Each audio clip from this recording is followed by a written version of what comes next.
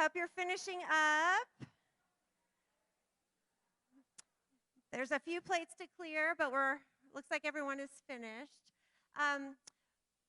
We have the huge pleasure and honor to introduce Julie Sharber, who is a member at our church, and she just has a super special message that was put on her heart to share. And honestly, this is a very special night, and I'm glad you all are here. And we're actually going to record this, and we're going to have it on YouTube. So if you want to share this message further with your friends after this, it will be available as well. Yeah? Okay, good. All right, so without further ado, here's Julie.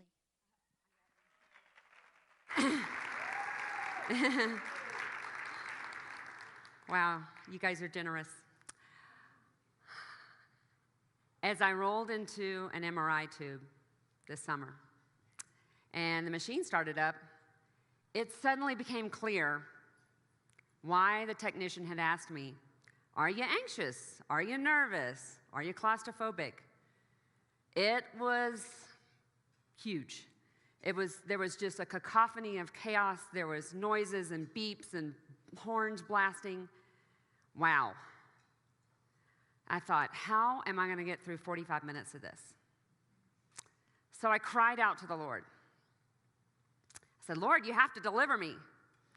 Well, I don't know if I was delivered. I think I stayed in there the whole time. But I have to tell you that the Lord met me there. And while I don't think I audibly heard these words, I sensed them. There are 3 words I heard. And the other thing I heard is, it's time to start talking.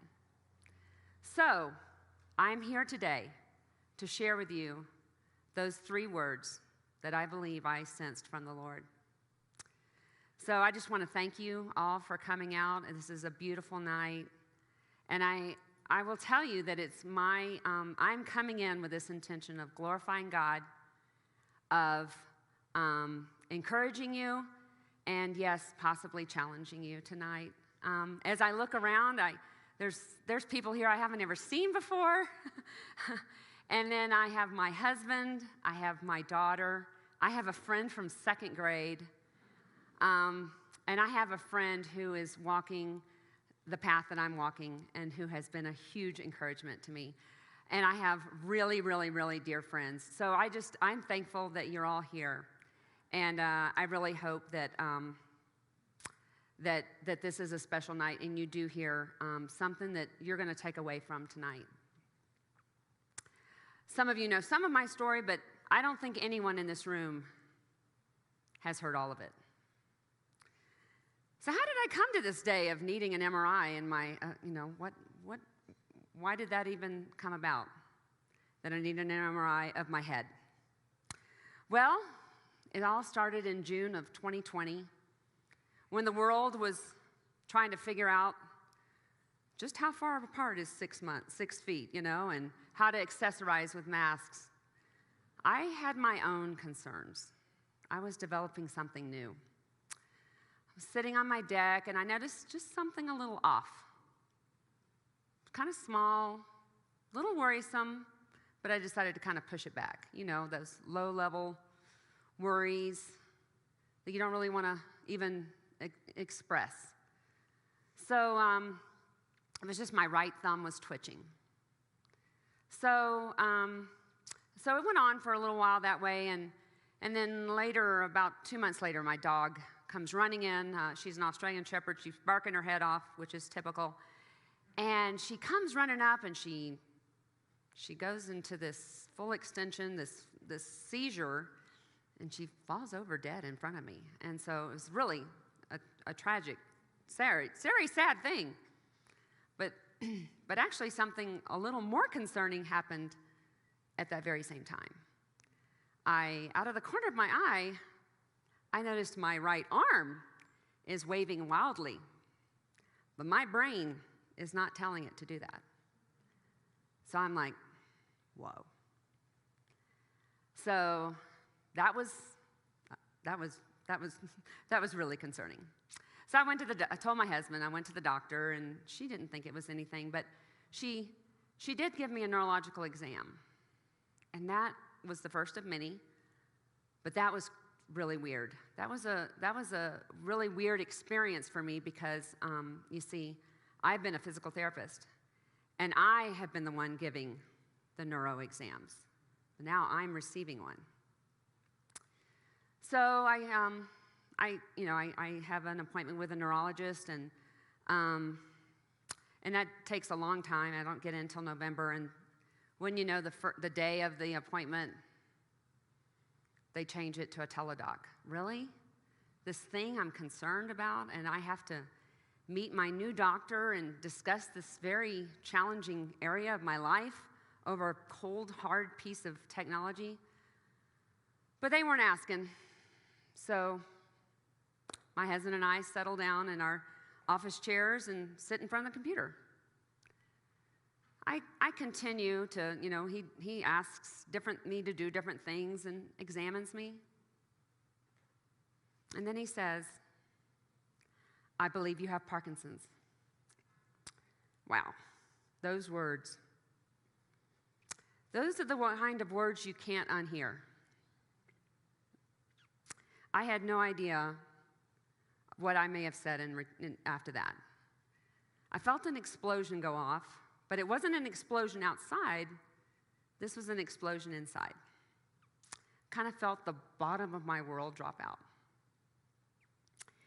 And I don't know how that whole rest of that whole appointment went. I don't really remember. But as I stumble away from the computer and, tears that continued to flow for about 3 months, my husband says to me, and guys, I got to tell you, if the men in this room, you need somebody to mentor you in your marriage, Chris Sharber is your guy. He says, "This will be what we make of it. How we look at this is how this will go." How did he get that kind of wisdom? We have had no rehearsal in our lives for something like this. So I went on to have a specialized scan to confirm the diagnosis, and yes, it was confirmed. So I really felt, and I'm an extrovert, as you can probably tell, but this was a solo journey for me. And it was one thing for me to tell people, "Hey, pray for me, I'm going to a neurologist." But it was another thing to share my diagnosis. So I sent out a text, said, "Yep, this is what I have, and I'm not talking." I kind of went on this whole rotation of despair, disbelief, fear, anguish, kind of on repeat. And so then, really, I'm no stranger to grief. My mom died when I was in high school, and my brother died about 4 years ago. But this felt very different. When I experienced grief before, I was saying goodbye to someone else, someone I'm very close to. But this is a grief where I felt like I was saying goodbye to a part of myself. It was hard on my husband. It was hard on my kids. We tried to hide our tears from each other, and me being the least successful. This is my church, and so if you were here in the months of November, December, and January, you may have asked, "What is with the lady who cannot keep it together?" That was me, and maybe now you know a little bit why. So sometime after this specialized scan, I was given an MRI of my brain. So remember, I heard 3 words. So that's what I want to share tonight. What was that first word I heard? That word was surrender. Oh, I had a lot to surrender, but I just didn't know it. You have no idea how entitled I felt. I was entitled to a healthy life. I exercise, I eat right. I'm 53. I don't deserve this. I messed with my identity. I'm the physical therapist. I help people with this condition, and I have. I have helped a lot of people with this condition. But now am I the patient? I was a life coach, or I am a life coach that helps people see what's possible. Wait, I have to do that now? So I had a white knuckle grip. I discovered I had a white knuckle grip on what I thought my future would look like. And none of my plans, I had many plans, involved being a Parkinson's patient. So my surrender was not voluntary. It was forced. But, all my life I have sung, all to Jesus, I surrender. But that word all is a really big word. So I had a lot of things to let go. So in those 3 months, November, December, and January, one by one, my white knuckle grip, my whole clenched started to open. So one of the things that, I discovered is I had an uncertain future. But really, I always had an uncertain future. And to be honest, you all have an uncertain future. We kind of have this assumption that life is going to continue on the way it is. So I'm here to kind of shake that up for all of us. So just a word about Parkinson's. What it is it's just to try to simplify.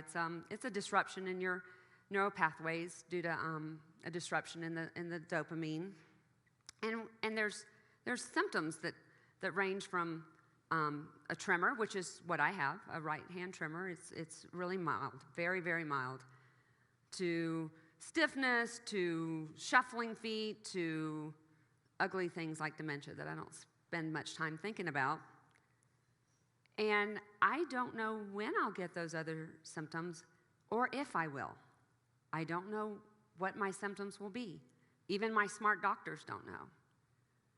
So I had a lot to surrender.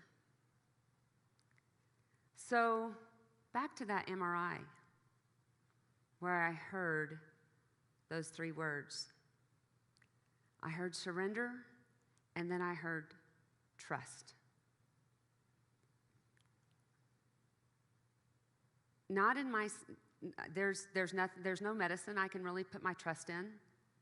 There's no chemotherapy or radiation or surgery that's really the answer for what goes on with us. I have only one I can trust, and that trust is in God.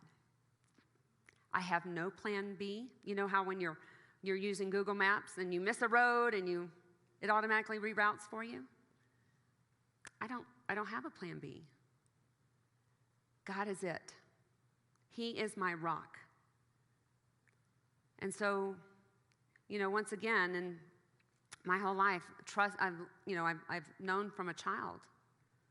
Trust in the Lord with all your heart. There's that word, all. And lean not on your own understanding. In all your ways, acknowledge Him, and He will make your path straight. So my trust, it's never been like it is now. So,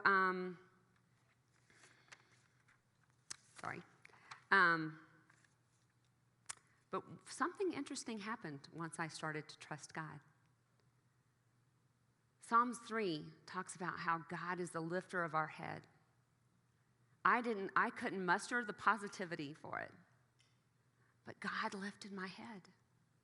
God gave me hope when I started to trust. Psalms 40 says, He turned to me and He heard my cry. He lifted me out of the slimy pit. Out of the mud and the mire, He set my feet on a rock, and He gave me a firm place to stand. He put a new song in my mouth, a hymn to praise our God. And I mean, that's so special to me. And it's kind of funny, Steve's back there, and right about the same time, in November, December, Steve is the first person that I shared that I had Parkinson's with Steve. And it's because he'd asked me to sing a solo. And you cannot sing and cry at the same time. I learned that. So we kind of canned that whole idea. I'm like, yeah, you got plenty of people that can do that. But he put a new song in my heart. That's what happens when we trust God. When we trust God with the little things, and when we trust him with the big things, when we trust him with our very, very lives. So I told you the first two words I've heard. I heard surrender, and I heard trust. The last word I heard was choose. And when so much has happened to you that you did not sign up for, when things seem so out of control, it's really a blessing to realize you have choices. So, what were my choices? You know, I could choose my attitude. I had no ability to choose Parkinson's, or I would have passed for sure. But I could choose how I could respond. And so back to Chris's words, this will be what we make of it. Wow. So one of the ways that I've chosen to really live is to live presently. I live right now. I'm not thinking about tomorrow. And, you know, it's really a strategy that I feel that God really blesses. Matthew 6:34 says that don't worry about tomorrow, for today has enough troubles of its own. So I am present right now. I'm not worried about tomorrow, and that's a miracle. The other thing I've learned is I could learn to choose my perspective. Paul talks about in 2 Corinthians 4:17, he talks about his light and momentary troubles. Wow. Look at Paul's life. He was shipwrecked. He was stoned. He was put in stocks. He was imprisoned. He was killed. And yet he called it light and momentary because he was looking at eternity. That's how I plan to look at this. That's how I am looking at this. These are light and momentary troubles. So I choose to believe that God has a plan in all of this. I believe he has a plan, and I believe he has a purpose. Ephesians 2:10, we are his masterpiece. And you know, I feel that I'm still a masterpiece, even with a disease. That I am his masterpiece. And that I was created to do the good works that he planned long ago. And I think if he planned it, I think he's been preparing me. I think he's been preparing me as a physical therapist. My dad has Parkinson's, so I've been a family member. And also, maybe as a life coach, I've learned a lot about living with adversity. And although my disease is rather mild, really, I choose to believe that God has a plan in it, a plan and a purpose. Hopefully, maybe tonight is a part of that purpose, because I did believe that he wanted me to start talking. I choose to do all I can to live my best spiritually and physically. So just a word about spiritually. Soon after I was diagnosed, I got a beautiful bouquet of flowers. But you know, I cannot remember what the flowers really look like. I can't tell you if they're roses or lilies or what they were. And I can't even remember what the card said, except that I can tell you that it was signed, "Your cheerleaders." And those women are sitting back there. And so I think all of us need cheerleaders. All of us.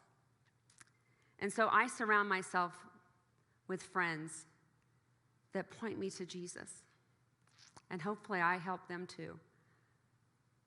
I surround myself with amazing women, amazing friends. My time with the Lord, not negotiable. It's my only way. I have to plug in with him. And physically, I am cheating here. I already like to exercise. But I'm really intentional. My girlfriends that I work out with in the back of the room, they don't know, but I intend to crush them at every workout. I try to pick up the heavier weights. I try to run the fastest because I can. It's actually one of the knobs. There's a few knobs that people with Parkinson's actually do have. And one of the things that they can turn to improve themselves is exercise. But really, that's all of us, really, to be honest. So I do try to do all I can physically. And I could go on and on with my choices, but one of the last choices that I make is that I choose to be grateful. A year ago, I could not have imagined saying that, but I'm super authentic. To be honest, when I kind of the first thing I realize in the morning when I wake up, and kind of the last thing I'm aware of before I fall asleep, is my little ever buzzing along right-hand trimmer. It's just always there. And honestly, I have made friends with it. I still sometimes try to hide it, try to keep that hand occupied, but it's a reminder. It's a reminder that what could be, what might be. And so it reminds me of all the things I can do today. So it has become my endeavor in any room that I'm in, unbeknownst to everyone else, I'm the most grateful. So you didn't know you were in a gratitude contest, and you didn't know you lost, but there you go. So just kidding. But that's my choice, and I have to choose that every day. So those three words I heard: surrender, trust, and choose. So what about you? You didn't think you were going to get away without having to think about this, did you? What can you take away from my story? What if you could learn some lessons without and just skip the yucky diagnosis part? What do you sense you need to surrender? What are you holding on to other than Jesus? What are your idols? What are you sensing that God wants you to release? It doesn't even have to be a bad thing. For me, it was my health. But God wants all of you. He wants all. Surrender is not easy. Again, I felt mine was forced. This is why it comes at the end of a long, hard-fought battle.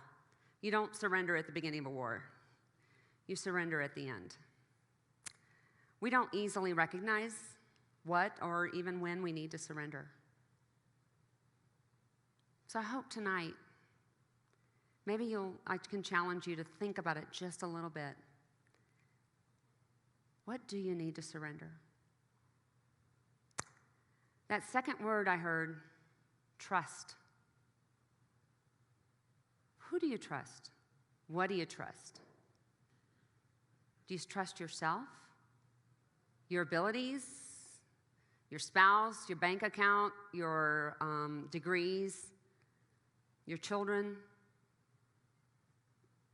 I'm here to tell you, whatever you trust in can and will be taken from you or fail you.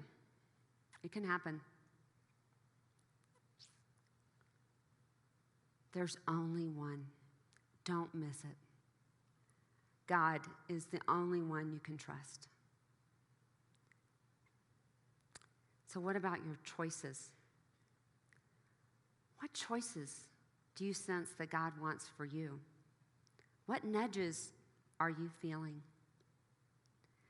God tells us in John 10:10 that he came that we may have life and life to the full. What choices could you make that would allow you to experience that abundant life? I truly believe that the abundant life that God wants for us comes when we learn to surrender, trust, and choose him. So Steve is going to come forward, and he's going to play a super special song to me. I kept thinking it was called, what did I think it was called? It's called You Hold It All Together, in complete contrast to how I was. But I believe that I will see the glory of the Lord. That's what I thought the title was, and I would go around eventually singing that song. So I want you to hear this song in a new way as he sings it, and just know that God has a message for you tonight too. So I'm going to let Steve sing for a minute.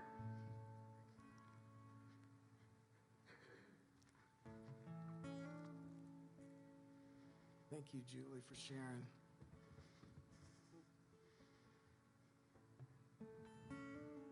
It's just an honor to be here and share this moment with you, so thank you.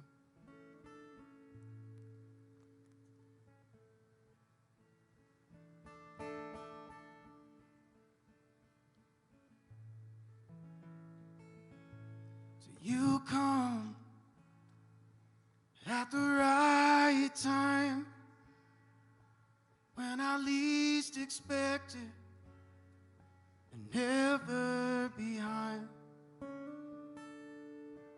So why would I be surprised when you deliver? Yeah, every time. On mountain tops, you stay the same. In valleys low, you never change. And I believe that I will see the goodness of the Lord. And I'm confident as seasons change, your faithfulness remains. Yeah, your faithfulness remains. So you go before me to prepare the blessings. You made a way, and it's more than I could imagine, more than I could fathom or comprehend. Yeah, on mountain tops, you stay the same. In valleys low, you never change. And I believe that I will see the goodness of the Lord. And I'm confident as seasons change, your faithfulness remains. Y'all sing it with me one time if y'all know it. And I believe that I will see the goodness of the Lord. And I'm confident as seasons change, your faithfulness remains. Oh, your faithfulness remains.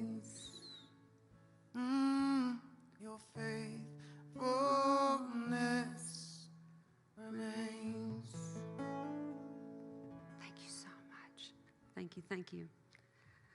So I hope you got a blessing out of that song. So, surrender, trust, choose. So, that's the message that I have. I believe, I hope that you are, it is not your typical Christmas story. I'm sorry. There were no wise men. There were no, but anyway, I am grateful for you're here. I pray that God was glorified, that you are encouraged and challenged. But if you've heard me tonight and you say, I don't understand, how could you trust God? Or what do you mean surrender? If you have never put your, if you have never taken on Christ, or have maybe walked away for a season, you do not have to leave here tonight wondering. So we have some amazing, there's not a candle, but anyway, there's a candle over there. We have some amazing prayer people gonna be over there. I think maybe I'm announcing it when they're not ready. But anyway, we will have some amazing prayer people over there. That if you have questions, or come see me, because tonight you could take on Christ and your life could be completely changed, and you can know where you're gonna go, because this world is not our home. And so thank you. So yes, we now have amazing prayer ladies over there. So anyway, so I think what's going to happen next is I think we're going to have dessert, and I'm looking for Beth, but anyway, there you are. You're right there. And we're going to have dessert, and then we're going to actually have some time to discuss some of these questions, just around some of the things I've shared with you tonight. But anyway, so thank you so much for your attention, and God bless you all.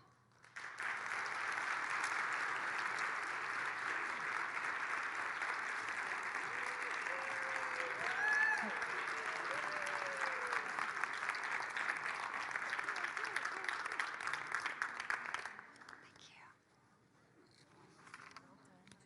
Well done.